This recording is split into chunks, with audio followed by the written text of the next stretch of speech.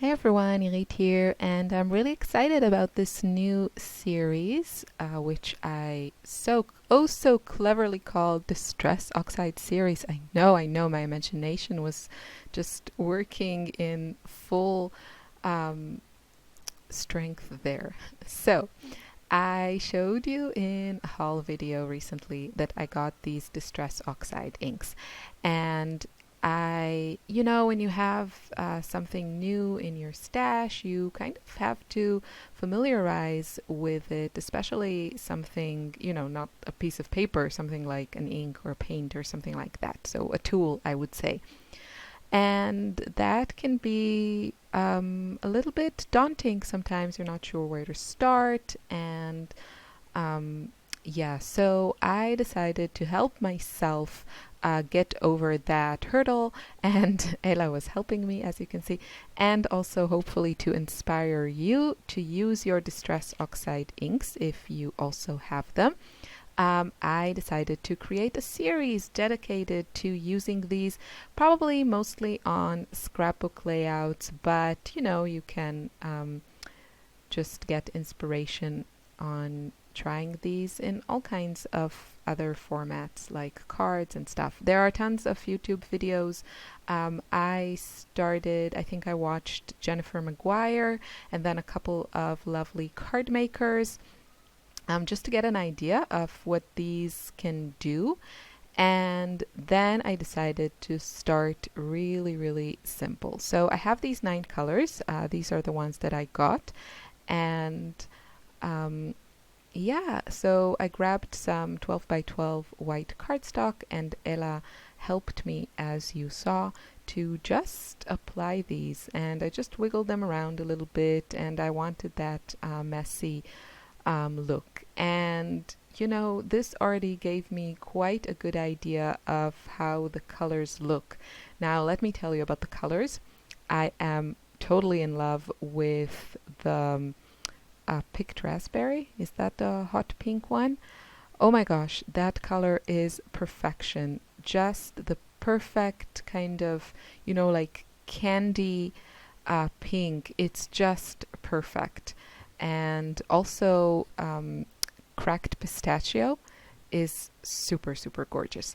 So I also sprayed just a little bit of water on that background because I used cardstock. I didn't want to get it all wet because then it buckles, but I did want to see a bit that oxide effect that everyone's talking about. So I sprayed it a little bit, and you can see kind of what it does. And then I let it dry. And then Ella and I moved on to these.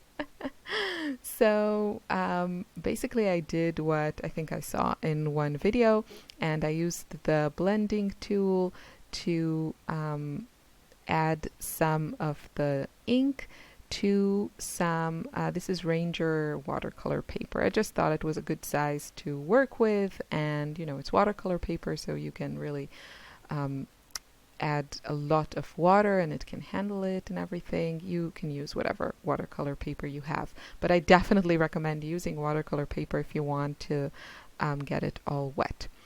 So you can see that I was going for the yellows and pinks, and then Ella was doing the more turquoise green.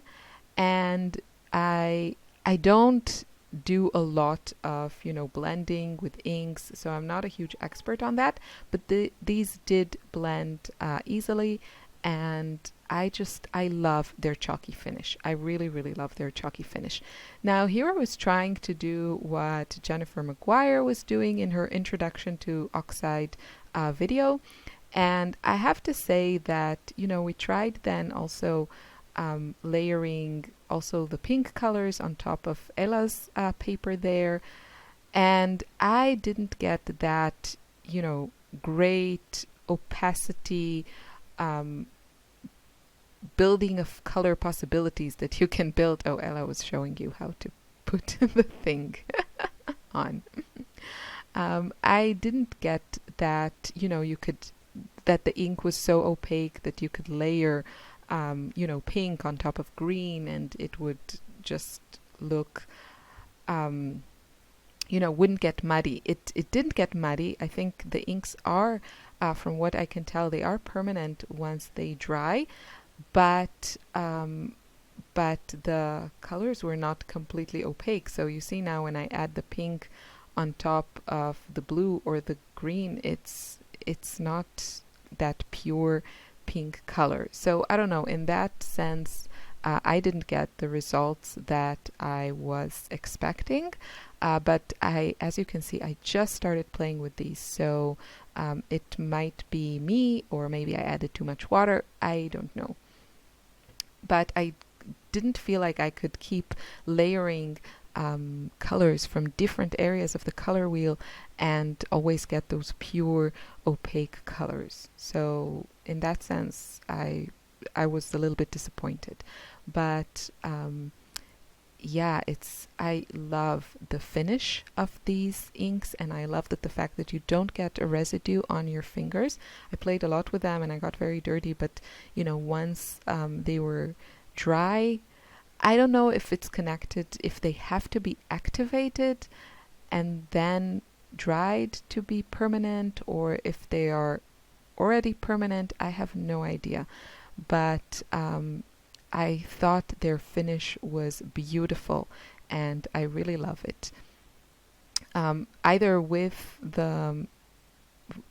activating them or without, they just have this really gorgeous chalky, like a chalk paint finish.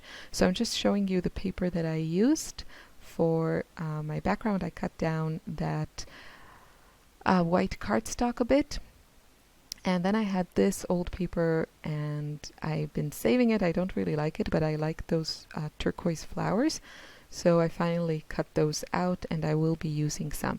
Now it's just, we're moving on from the Distress Oxide part and just assembling my layout. So I'll bring in the photo and the embellishments and all that.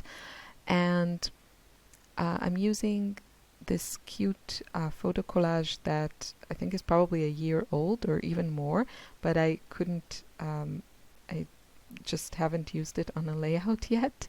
And I'm just using it to tell a little story about Lily and one of the names that I have for her.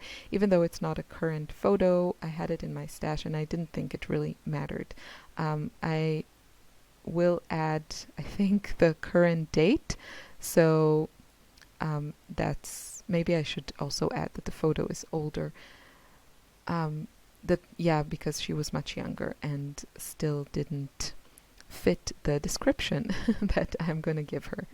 So I matted my photo on one of those experimental pieces of watercolor paper, so that obviously coordinates well with my background.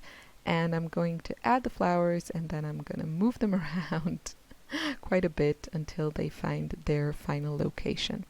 So as for the alphas, I picked these ones from Crate Paper, from the Little You collection. It's an older collection with a baby theme, but they had these gorgeous thickers in 2 sizes, really, really gorgeous. Now, I don't know why mine did that, if they were next to something in their box, but some of the edges of my letter sticker sheets, the letters got kind of discolored. So I'm not sure what happened there. I don't mind terribly, but yeah, some of them got a little bit kind of brownish. I think maybe you can see that in the close-ups. So no idea why that is. It was on the edge. Maybe it was exposed to sunlight somewhere and that somehow made it do that. I don't know. Anyway, I was trying to use up that one of these alignment thickers tools. I wanted this one with a curve, but because this font is so tall and skinny, it wasn't really working, so I just went for the regular line, and I found it worked pretty well. I don't think I'm using it the way you're supposed to. You're supposed to kind of put the letter stickers on the alignment tool and then remove them from it or something like that. But I didn't do that because I don't, I fly by the seat of my pants with my thickers, and I live by my own rules and not by American Crafts alignment tool rules. So I'm kidding, of course. I my humor is a little bit strange. Anyway, I just used it kind of as a ruler, and it worked really well, and everything ended well with placing those thickers. So I dug into my stash of stickers, and I have to give you a little bit of background if you're wondering about, what you're about to see, how this layout developed. So I made this after a morning of really, really bad experiences in my various art journals. I'm working on a class that I started working on it. It's an art journaling class, and I made some lessons that I'm really happy about, and then I wanted to create some more lessons, and everything I tried got completely messed up, and I was just feeling a little bit frustrated. So I was kind of already tired, I guess. My creative spirit was already a little bit tired, and when I made this. So at some point I kind of threw away all my design rules and, I don't know, visual triangles and stuff, all those things, clusters, all those things just somehow flew out the window, and I just started sticking stuff down, and there's nothing wrong with it, but I'm just explaining to you, if you think this looks a little bit all over the place, that's the reason why. I just wasn't thinking. I was just grabbing stickers, sticking them down. These are some Amy Tangerine stickers from, I don't know if these are from which collections these are, maybe Finders Keepers, I have no idea. I find these clear stickers hard to use, and here it worked really well because I had a white background and then all these pops of colors, and so it worked really well with all these clear stickers. So I just used a bunch of them, tried to use as much as I could without making a complete mess of a disaster. So that's why I'm just, I don't know, sticking stuff down and really not thinking about placement and anything actually. So I'm just, I can't explain why I put this there and that there. I just if I found a spot, that's where it went. And yeah, it was fun. It was fun to use all these colors. I love colors, and it was just fun to have such a colorful background, and then, be able to use a bunch of other stuff from my stash. So I have this little ephemera pack from Pretty Little Studio. This is one of Ashley Horton's collections. I can't remember the name of it. Most of the colors and pieces didn't work for my color scheme. That collection has a lot of more primary blue and green and orange in it, which are colors that I don't use as often. So I had to go and search for some other stuff. I don't think I found a lot.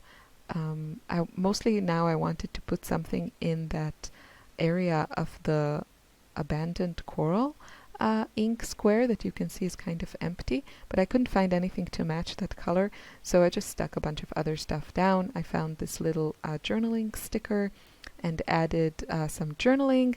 The story, sorry. So my title is Panzer Lily, and Panzer is like an armed vehicle or a tank in German, and Lily sometimes when she wants to mostly climb on me, it doesn't matter what's in her way, she kind of climbs, and I don't know, to me it just reminds me of a tank, because it doesn't matter what's in her way, she's getting to where she wants to go. So one of her nicknames, I know it's very lovable and cute and adorable, is Panzer Lily. And so that's what my journaling basically says.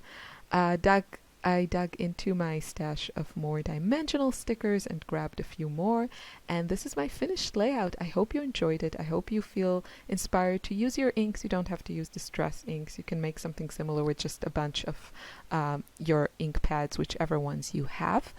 And yeah, see you in the next video.